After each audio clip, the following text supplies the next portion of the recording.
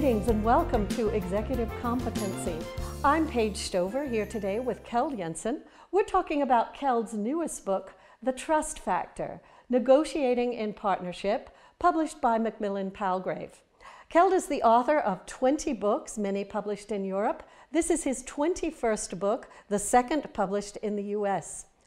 Kjeld, I first learned about your interest in trust by reading your blog on Forbes. How long have you been blogging with Forbes? Close to 2 years. It's a great honor and a pleasure coming out with our research and latest knowledge on Forbes. So it's a wonderful platform.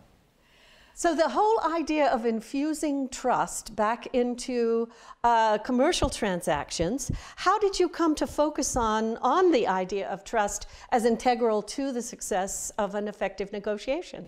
I've been focused on negotiation as a concept for about 30 years. I've been working in different positions myself, been using and utilizing negotiation skills for many years before I started to get in and be an advisor for professionals and governments around the world. And I thought until about 15 years ago that negotiation was the key thing. If you had that, you would be successful. But then suddenly I realized one day that without communication skills, you wouldn't be successful in negotiation. And then about 6 years ago, I added another level when I just suddenly realized that without communication skills and negotiation skills, you would not be a successful executive. But without trust skills, you wouldn't be successful in any of the other ones as well. So trust is the latest layer and a problem and an issue and a development area we certainly have today in the Western world. You talk in the book about a three-legged stool. Can you explain that concept? Absolutely. I have found that negotiation competence is one critical issue for all executives in the world today. Behavioral economics and understanding that we are behavioral individuals and not what we call orthodox economical individuals is a crucial understanding. And then the third leg to this stool is the trust issue. All right. Isolating then the idea of negotiation competence. Is this just the toolbox of things that I've read about in other negotiation books? No, we're taking it further. I've found that way too many negotiation books are basically just repeating simple tools on how to improve your business outcome, and that's all fine, but it's basically an echo of previous books. What we have found is that negotiation is a competence that should be at a very high level, at a strategy level in any company. So it's a leadership competence, and that means you need to define your strategy. And we're basically working with three different strategies. You can work in a zero-sum strategy, and most corporations in the world, by the way, are working in that strategy today. And zero-sum, very quickly, is all about that I become successful at your expense, Paige, or you become successful at my expense. Then we got partnership, which is the next layer and more advanced than zero-sum, where two parties basically work together to try and create a better outcome without having one winning at the expense of the other. But the third layer we have created, partnership, is where we really utilize the potential. And what we have discovered, just to briefly tell you a little bit of it, is that you can utilize up to 42% additional value in a negotiation where you work with partnership, but at the potential of what we call necroeconomics, which is all about the creation of the 42%. If you add rules of the game, that means you have agreed how to negotiate, and you have actually established and created trust. I see. Then the second leg of the stool is this idea of behavioral economics. I'm hearing that word a lot lately. Yes. Well, if you go back 10 or 15 years, most people in the world were in the belief that we were basically orthodox economics individuals. That means that we were rational. We were basing our decisions on what was right or wrong. Modern research in the last 10 years has clearly identified and proven that we are not.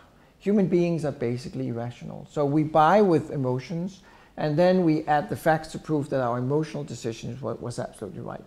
So behavioral economics is really just a very nice way of saying how we make decisions.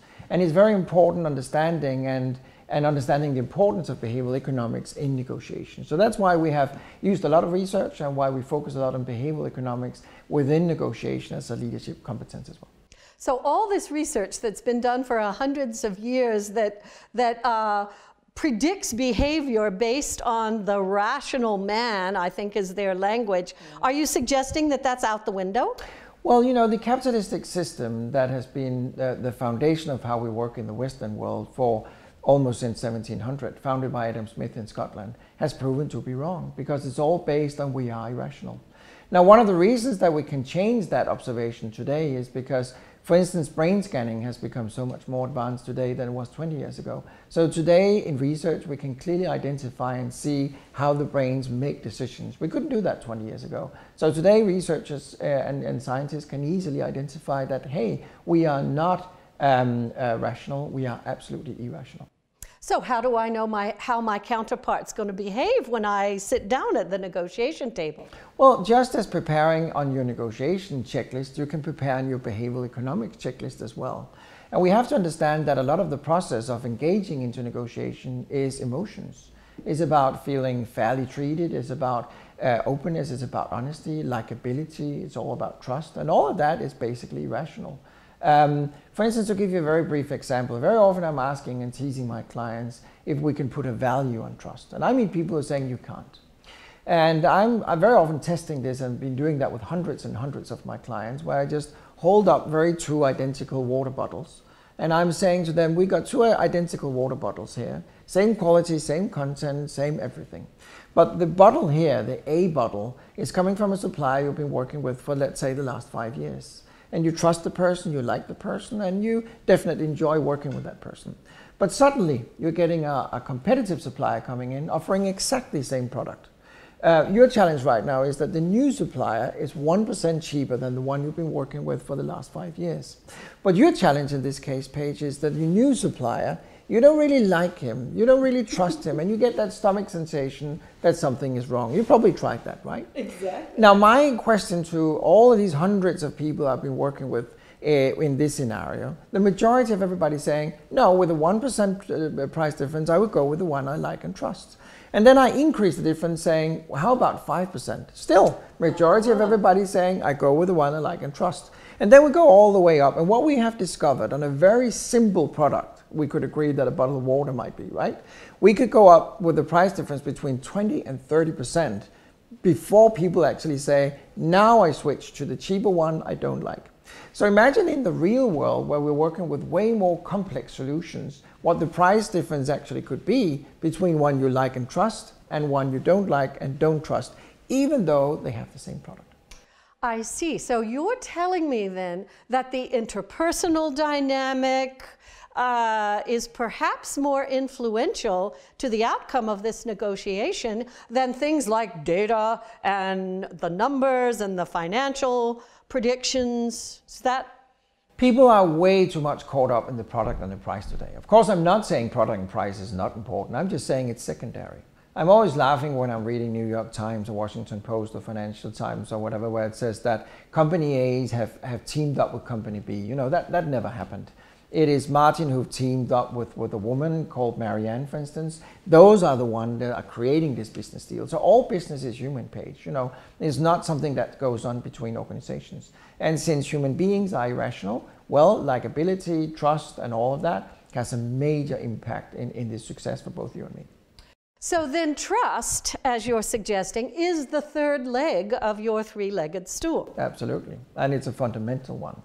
You could have the best possible deal, the right product, the right price, and the right timing, but if trust is not there, just getting back to my water bottles, it will not happen. Or at least it will not happen in Smartnership, where you could utilize that potential 42%.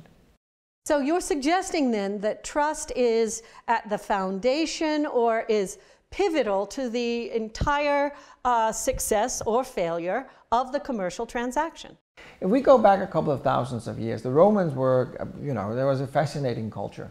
And the Romans could build arches way before we actually know about engineering and about how to develop stuff like that. And there's something in an arch called the keystone.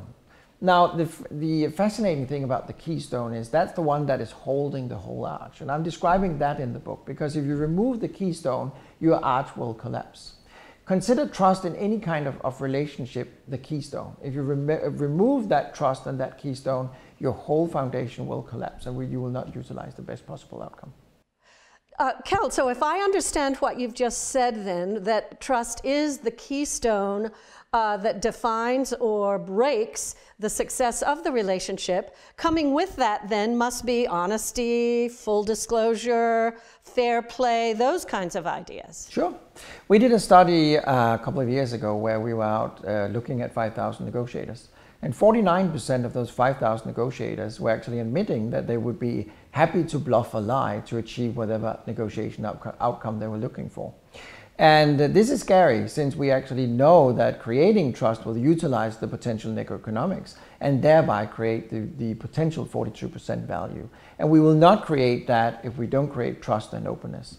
Now, of course, I'm not advising to become naive. That's the opposite of creating trust. But finding that middle road is really the crucial and the very important task for any negotiator.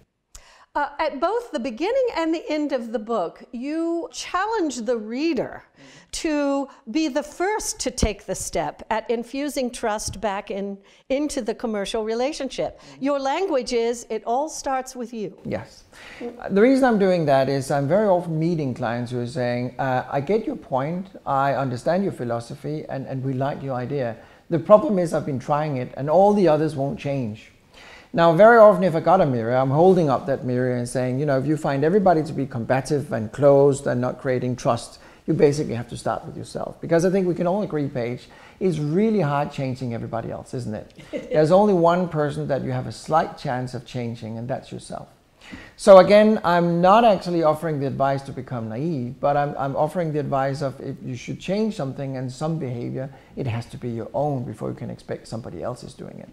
So we got a checklist where we actually offer our clients the potential of going through a checklist on how to conduct negotiation. Now, one way of doing it is actually opening up negotiation by saying, I'm here today to help you reduce your costs, reduce your liabilities, and improve your profit.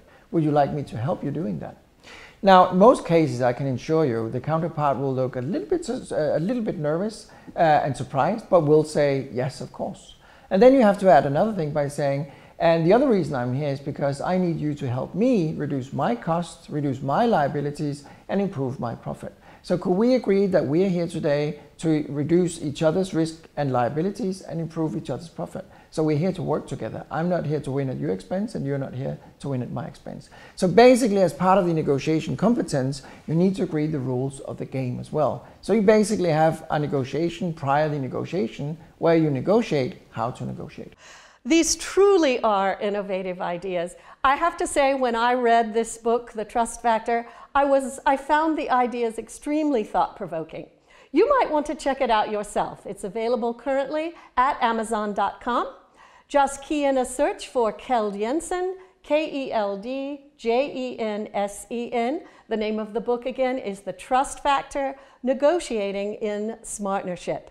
There's also a link to the Amazon purchase at KjeldJensen.com. Thank you so much for joining us today. I hope we reconnect again sometime very soon.